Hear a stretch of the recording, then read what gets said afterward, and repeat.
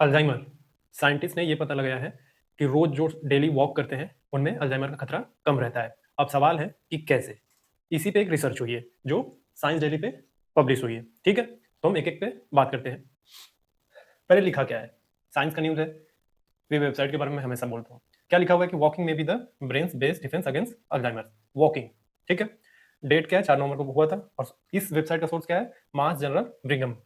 और समरी क्या है इसकी, मैं पढ़ देता हूँ, बाकी मैं समझाऊंगा इस पूरे रिसर्च को। ये रिसर्च देखिए पूरे, ये पूरी रिसर्च पब्लिश हुई है, इसको मैं समझाऊंगा, लेकिन समरी एक बार पढ़ूंगा। जैसे walking a few thousand step daily में help hold off Alzheimer's for a year.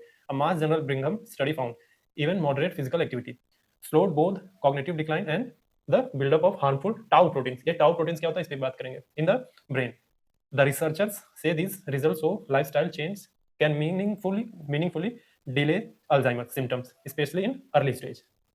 ठीक है, तो वॉकिंग, तो वॉकिंग कितना बेहतर है आपके लिए, या एक्सरसाइज वॉक करना, ये आपके लिए इतना बेहतर है कि आप जो अल्जाइमर का खतरा आपके ऊपर आएगा एक समय के बाद, अल्जाइमर बढ़ती उम्र के साथ आता है, वो ठीक हो जाएगा। कैसे? अल्जाइमर दो चीजों से होता है, एमाइलॉइड बीटा और टाउ प्रोटीन से। समय के साथ ये आपके हिपोकैम्पस, यानी जो याद करना, याद रखने की क्षमता, जो आपके ब्रेन में हिपोकैम्पस होता है, जो आज याद है, आने वाली चीजें आपको याद रहती हैं, पुरानी बातें याद रहती है, वो हिपोकैम्पस पे अटैक करता है। तो वही देखते हैं, ये दोनों आपके हिपोकैम्पस पे,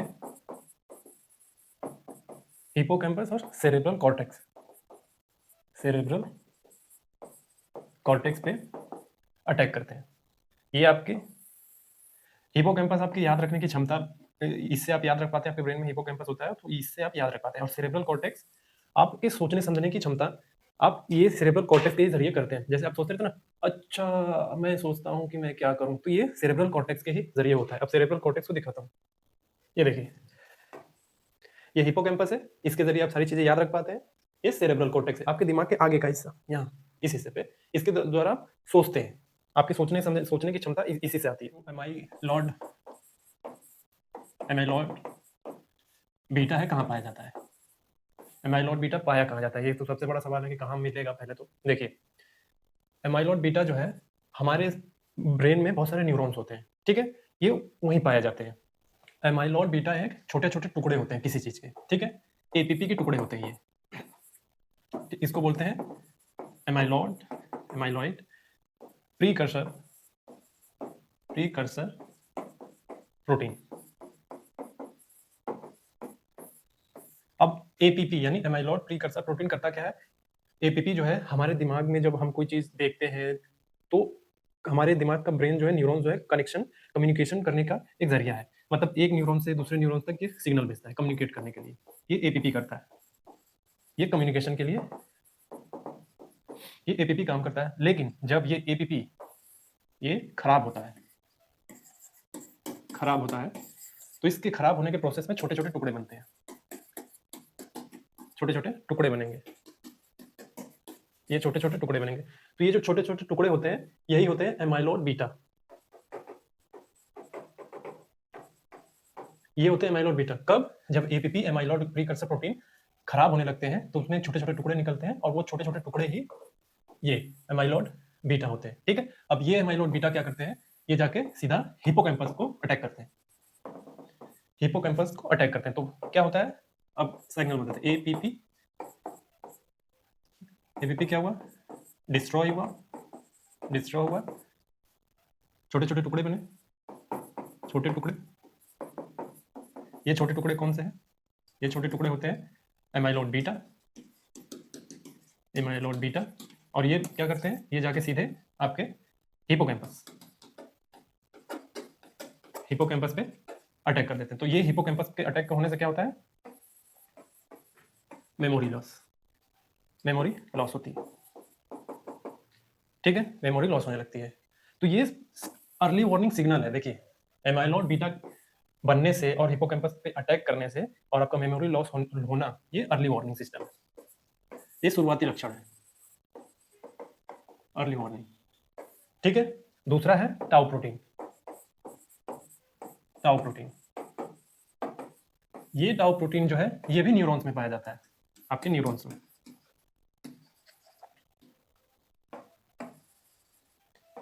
ये भी न्यूरॉन्स में है, ये भी न्यूरॉन्स में पाया जाता है। जब ये टाउ प्रोटीन जो है धीरे धीरे खराब होने लगता है तो ये भी सीधा हिपोकैम्पस पे अटैक करता है, हिपोकैम्पस पे अटैक करेगा। ये टाउ और क्या होगा, memory loss, memory loss, memory जाएगी धीरे धीरे। ठीक है, तो सेरेब्रल कॉर्टेक्स, सेरेब्रल कॉर्टेक्स आपके थिंकिंग प्रोसेस और हिपोकैम्पस दोनों पे अटैक करता है, टाउ प्रोटीन और एमाइलॉइड बीटा। परिणाम क्या होता है, मेमोरी लॉस, मेमोरी लॉस दोनों में। अब ये स्टडी जो है किस पर हुई, कैसे हुई, इस पे बात करते हैं। देखिए स्टडी 50 से 90 साल की एज वालों को पकड़ा गया, ठीक है, लगभग 297 लोगों को वॉलेंटियर बनाया गया, ठीक, और इनका लगभग 3 से 4 साल तक का ये चेक किया गया, एक्टिविटी चेक की गई। इनके हाथ पे पीडोमीटर माना गया, पीडोमीटर, पीडोमीटर क्या होता है, पीडोमीटर जो है आप डेली जो आप चलते हैं ना तो उसका स्टेप काउंट करता है, आपके स्टेप्स, आपके स्टेप्स काउंट करता है, ये होता है पीडोमीटर। देखिए ये आप दौड़ना भागना इस तरह की मशीन होती है, हाथ में पहन सकते हैं, आपके वेरिएबल्स होते हैं हाथ में, फोन में आप देखते होंगे ना लोग दौड़ते रहते हैं तो ऐसे बढ़ा रहता है या तो कलाई में हाथ में रहता है, ये होता है पीडोमीटर, ये वेरिएबल्स होते हैं, इसको पीडोमीटर बोलते हैं।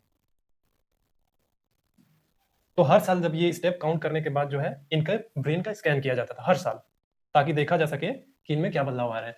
तो जो स्कैन इनके ब्रेन का किया जाता था उनको पीईटी से किया जाता था, पीईटी स्कैन किया जाता था, ठीक है। इसको बोलते हैं,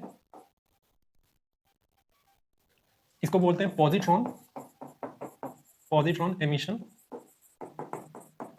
पॉजिट्रॉन एमिशन टोमोग्राफी।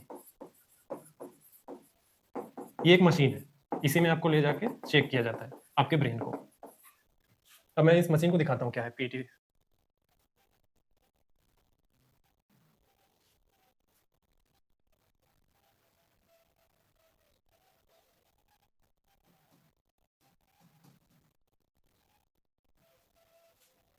ये देखिए दिख रहा है, ये मशीन तो आप लोगों ने देखी होगी।